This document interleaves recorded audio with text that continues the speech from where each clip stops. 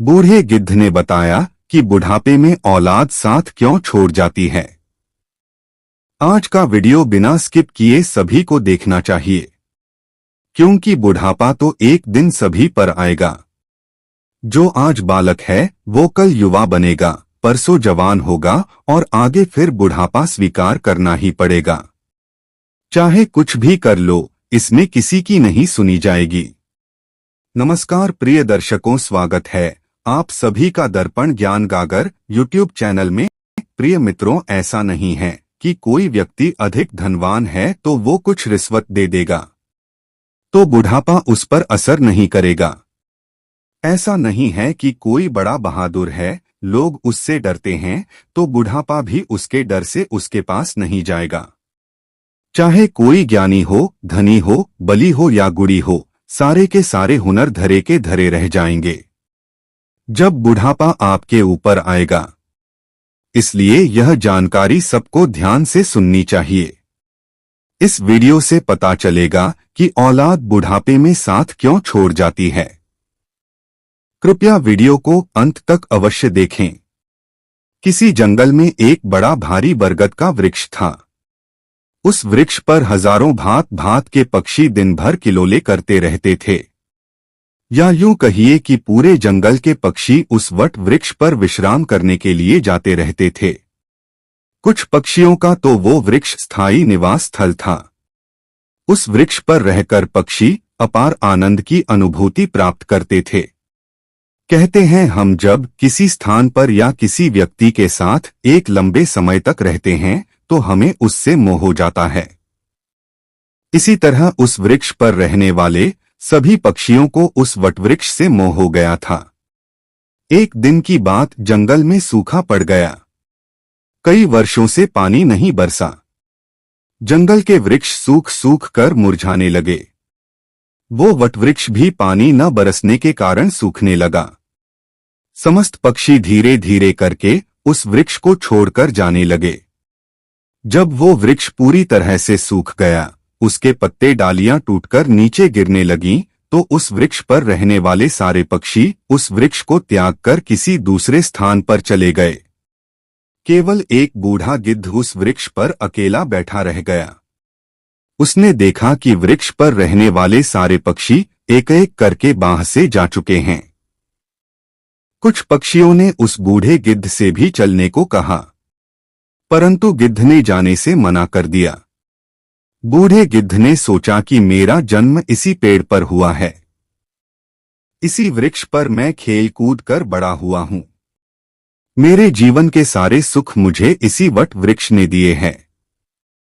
आज जब इसके ऊपर विपत्ति है तो मैं इस विपत्ति में छोड़कर अकेला कैसे चला जाऊं। इस वृक्ष ने मुझे पाल पोस कर बड़ा किया है, दुख सुख में मेरा साथ दिया है। मैं इस वृक्ष का रीढ़ी हूं। मैं मरकर भी इस वृक्ष को छोड़कर नहीं जाऊंगा। वे लोग बड़े खुदगर्ज होते हैं जो अपने माँ बाप को बुढ़ापे में छोड़कर चले जाते हैं या प्रदेश में रहकर सुखपूर्वक जीवन यापन करते हैं। घर पर अपने वृद्ध जनों को भूल जाते हैं। ऐसी संतान के लिए धिक्कार है जो अपने माँ बाप के बुढ़ापे का सहारा नहीं बनाते। सोचो, जब तुम असहाय थे तब तुम्हारे माँ बाप ने तुम्हारा साथ छोड़ा था। क्या जब तुम बीमार हुए थे तब वे तुम्हें छोड़कर कहीं गए थे? क्या जब तुमने किसी से झगड़ा किया और तुम संकट में पड़ गए थे तो क्या तुम्हारे माँ बाप ने तुम्हें अकेला छोड़ा था? जब उनके मन में किसी अच्छी चीज को खाने की इच्छा उत्पन्न हुई थी तब उन्होंने वो चीज तुम्हें छोड़कर कभी अकेले खाई थी। और आज वे बूढ़े हो गए तो तुम्हें उनसे घृणा होने लगी। तुम्हारे लिए उन्होंने इतना किया, तुम उनके लिए इतना भी नहीं कर सकते कि उनके बुढ़ापे की लाठी बन जाओ। दर्शक बंधुओं, बूढ़े गिद्ध ने मरते दम तक वृक्ष का साथ न छोड़ने की कसम खाई। कुछ दिन और बीते तो वो वृक्ष बिल्कुल जर्जर हो गया। उसे दीमक काटने लगी, लेकिन गिद्ध फिर भी उसे छोड़कर नहीं गया। दिन में थोड़ा इधर उधर घूमकर अपना भोजन जुटा लेता था और शाम होने पर उसी सूखे हुए वृक्ष पर आकर बैठ जाता था। इसी तरह से कई रोज बीत गए जो पक्षी उसे छोड़कर दूसरे स्थान पर चले गए थे। उन्होंने सोचा कि गिद्ध काका अभी भी उसी सूखे वृक्ष पर बैठे रहते हैं। क्यों न हम सब मिलकर उनके पास चले और उन्हें समझा बुझाकर अपने पास बुला लाएं। यही सोचकर कुछ पक्षी बूढ़े गिद्ध के पास गए और उन्हें अपने साथ चलने का आग्रह किया। कहने लगे, गिद्ध काका, तुम कहाँ इस सूखे हुए वृक्ष पर बैठे रहते हो? इस वृक्ष का जीवन खत्म हो चुका है। मरे के साथ में मरना कहाँ की समझदारी है। कहते हैं वही जीव का श्रेष्ठ है जिसमें धर्म की हानि न हो। वही देश श्रेष्ठ है जहां कुटुंब का पालन हो सके। ये वृक्ष बिल्कुल जर्जर हो गया है। दीमक इसे रात दिन गलाए जा रही है। किसी दिन हवा के तेज झोंके के साथ ये गिर जाएगा। फिर तुम कहाँ जाओगे? विद्वान लोग कहते हैं कि शत्रु, कर्जा, अग्नि, बीमारी, इन चारों को समय रहते दवा देनी चाहिए। जो इनसे अपना समाधान नहीं करता वो बेमौत मारा जाता है। ठीक इसी प्रकार तुम्हें भी इस वृक्ष को छोड़कर किसी खुशहाल स्थान पर अपना निवास बना लेना चाहिए। मित्रों, समस्त पक्षियों के समझाने पर भी बूढ़ा गिद्ध उस वृक्ष को छोड़ने के लिए तैयार नहीं हुआ। कहने लगा, भाइयों, ये वृक्ष मेरे माँ बाप के समान है। मेरे माँ बाप मुझे इसी वृक्ष पर छोड़कर चले गए थे। उनके जाने के बाद मैं इसी वृक्ष पर खेल कूद कर बड़ा हुआ हूँ। मैंने जीवन के सारे सुख इसी वृक्ष पर होंगे हैं। बचपन से लेकर बुढ़ापे तक का सफर मैं इसी वृक्ष पर तय किया है। अब इस मुश्किल घड़ी में मैं इस वृक्ष का साथ छोड़कर कैसे चला जाऊं? यह मेरी सबसे बड़ी खुदगर्जी होगी।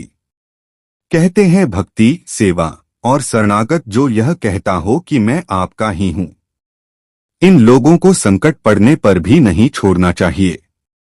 जो इन्हें संकट में छोड़कर जाता है उसे बहुत बड़ा पाप लगता है। और जिसने आपका पालन पोषण किया हो, दुख सुख में साथ दिया हो, ऐसे माता पिता को यदि कोई छोड़ता है तो वह जघन अपराध का भागी होता है। उन संतानों को कभी मनुष्य योनि में जन्म नहीं मिलता। गिद्ध ने कहा, मैं अपनी मृत्यु तक इसी वृक्ष पर रहूंगा। आप लोग जाइए यहां से। गिद्ध की यह बात सुनकर सभी पक्षी उदास हो जाते हैं। वे लौटकर वापस चले जाते हैं। कुछ पक्षी तो कहने लगे, हे भाई, इस बूढ़े गिद्ध के साथ साथ इसकी बुद्धि भी सठिया गई है, इसलिए इसे हमारा समझाना अच्छा नहीं लगता। अगले दिन कुछ पक्षी उसे फिर समझाने के लिए आए, लेकिन गिद्ध ने फिर जाने से मना कर दिया। इस बार सभी पक्षी लौटकर घर नहीं गए। वे सीधे इंद्र के पास पहुंचे कि हे प्रभु, हम जिस वन में रहते हैं वहां कई वर्षों से बारिश नहीं हुई है। पूरे जंगल में सूखा पड़ गया है। पेड़ पौधे, नदियां सब सूख गए हैं। जंगल के सभी पशु पक्षी जंगल छोड़कर दूसरे स्थान पर चले गए हैं। पर दुख की बात यह है कि जिस बरगद के वृक्ष पर हम रहते थे, इसी वट वृक्ष पर एक बूढ़ा गिद्ध भी रहता था। हम लोग तो वहां से चले आए, परंतु वह बूढ़ा गिद्ध उस वृक्ष को छोड़कर कहीं जाना नहीं चाहता है। वृक्ष सूखकर जर्जर हो चुका है, वह कभी भी गिर सकता है। हम लोगों ने उन्हें समझाया भी था, परंतु वह उस वृक्ष को छोड़कर जाने को तैयार नहीं हुए। इसलिए हे भगवान, आप स्वयं चलकर उन्हें समझा दीजिए। शायद वह आपका कहना मान जाए। दर्शक बंधुओं, पक्षियों के निवेदन को इंद्रदेव ने स्वीकार कर लिया और इंद्रदेव उन पक्षियों के साथ जाकर उस बूढ़े गिद्ध को समझने लगते हैं। हे गिद्धराज, मैं देवराज इंद्र तुम्हें समझाने आया हूं। यह वृक्ष बहुत ही जर्जर स्थिति में पहुंच चुका है। इसकी डालियां सूख कर गिर चुकी हैं। इस पर छाया के लिए एक भी सूखा पत्ता नहीं बचा है। और आप भी बहुत बूढ़े हो चुके हो, किसी दिन यह वृक्ष गिर गया तो आपकी मृत्यु हो सकती है। इसलिए इस वृक्ष को छोड़कर किसी सुरक्षित स्थान पर चले जाइए।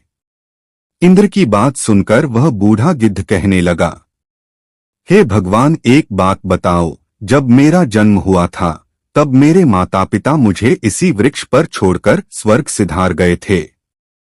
मैं जब असहाय था तब इसी वृक्ष ने मुझे पाल पोस कर बड़ा किया। मैं इसी वृक्ष पर खेला कूदा हूँ और यही सारे सुख दुख उठाए हैं और यहीं मैं बूढ़ा हो गया। मेरा सारा जीवन इसी वृक्ष की छाया में बीता है। आज जब इस वृक्ष पर विपत्ति आ गई है तो मैं इस वृक्ष को छोड़कर कैसा चला जाऊं? अक्सर लोग यही करते हैं कि विपत्ति आने पर और गरीबी में वो अपने बंध बांधुओं का साथ छोड़कर चले जाते हैं। मैं उन मतलबी लोगों की तरह नहीं हूं। मैं मरते दम तक अपने माता पिता तुल्य इस वृक्ष को छोड़कर कहीं नहीं जाऊंगा। गिद्ध का ऐसा अद्भुत प्रेम देखकर इंद्र प्रसन्न हो जाते हैं। हे गिद्ध, मैं तुम्हें वरदान देना चाहता हूं। बताओ तुम्हें क्या चाहिए? हे भगवान, यदि कुछ देना ही चाहते हो तो मुझे वरदान नहीं चाहिए, इस बट वृक्ष को वरदान दे दीजिए ताकि है हरा भरा हो जाए, इसकी आयु बढ़ जाए। मैं तो वैसे भी बूढ़ा हो चुका हूं, थोड़े बहुत दिन का जीवन और बचा है। मेरे बाद इस वृक्ष की छाया में हजारों पक्षी सुखपूर्वक रहेंगे। सबका भला होगा तो मुझे भी खुशी होगी। गिद्ध की बात सुनकर इंद्रदेव ने उस वृक्ष को फिर से हरा भरा बना दिया। पूरे जंगल में वर्षा हो गई और सारे जंगल के वृक्ष हरे भरे हो गए। चारों तरफ हरियाली छा गई और जो जीव जंतु पशु पक्षी जंगल को छोड़कर चले गए थे, अब फिर से वे इसी जंगल में लौटा आए। सारे पक्षी उसी वृक्ष पर आकर कलरव करने लगे और सभी पक्षी उस बूढ़े गिद्ध की खूब सेवा करने लगे। उनके लिए भोजन पानी सब वहीं लाकर देते थे। प्रिय मित्रों, इस प्रकार गिद्ध का जीवन सुखपूर्व बीत गया। हमें भी इस बात से सीख लेनी चाहिए कि हमें अपनों का बुरे वक्त में कभी साथ नहीं छोड़ना चाहिए। खासकर जिसने आपको जन्म दिया है, उस माँ का और पालन पोषण करने वाले पिता का, जो आपके जीवनदाता हैं। उन्होंने आपको पालने में बहुत बड़ी तकलीफ उठानी है। उनके बुढ़ापे में यदि आप सहारा नहीं बन पाए तो वह जीवन किसी काम का नहीं रहेगा। दर्शक बंधुओं, यदि यह वीडियो पसंद आया हो तो वीडियो को लाइक जरूर करना और चैनल को सब्सक्राइब अवश्य करना। मिलते हैं अगली वीडियो में, तब तक के लिए राधे राधे, जय श्री कृष्णा।